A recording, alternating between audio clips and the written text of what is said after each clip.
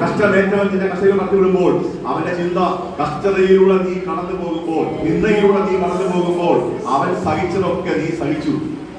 അതുകൊണ്ട് ആ സഹിച്ചവൻ നിന്നെ ചേർക്കാൻ വേഗത്തിൽ വരുന്നു. അതുകൊണ്ടാ പൗലോസ് പറഞ്ഞത്, ഈ ലോകത്തിലെ കഷ്ടങ്ങൾ സാരമില്ല.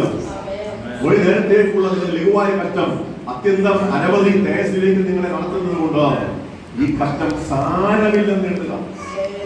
അതുകൊണ്ട് നമുക്ക് ഒരുമിച്ച് ഇന്ന് പ്രാർത്ഥിക്കാൻ, കർത്താവേ, കഷ്ടത തന്നത് എനിക്ക് ഗുണമായി തീർന്നതെന്ന് എത്ര പേർക്ക് പറയാൻ പറ്റും?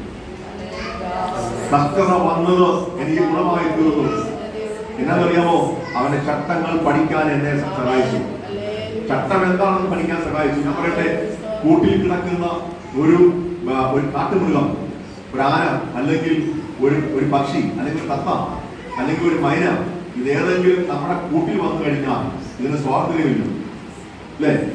സ്വാതന്ത്ര്യത്തിൽ നിന്ന്, അതായത് ലോകത്തിൽ ആറാടി നടക്കുന്ന സ്വാതന്ത്ര്യം ലംഘിച്ച് ഒരുവന്റെ കൈക്കീഴിൽ ഈ പ്രാവോ ഈ തത്തയോ ഈ ആനയോ ആയി കഴിഞ്ഞാൽ അവൻ പറയുന്ന ചട്ടം അവൻ പഠിച്ചേ പഠിക്കും.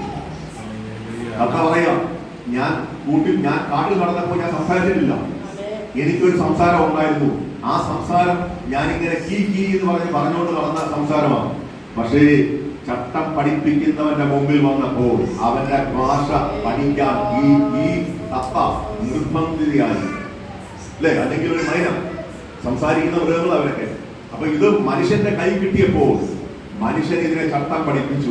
ഇതുപോലെ ആറാടി ലോകത്തിന്റെ ഇമ്പങ്ങളിലും മോഹങ്ങളിലും നടന്ന നീ, സാത്താന്റെ പിടിയിൽ, സാത്താന്റെ ലോകത്ത്, സാത്താന്യ പ്രവൃത്തിയിൽ നീ ആറാടി നടന്നൊരു കാലമുണ്ട്.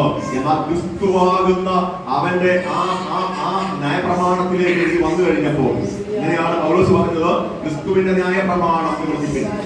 ക്രിസ്തുവിന്റെ ന്യായപ്രമാണത്തിലേക്ക് നീ വന്നു കഴിഞ്ഞപ്പോൾ അവന്റെ ചട്ടം പഠിക്കണമെങ്കിൽ കഷ്ടത നീ അനുഭവിച്ചേ പറ്റൂ, ദുഃഖം വന്നേ പറ്റൂ. അല്ലെങ്കിൽ നീ അവന്റെ ചട്ടം പഠിക്കുന്നില്ല.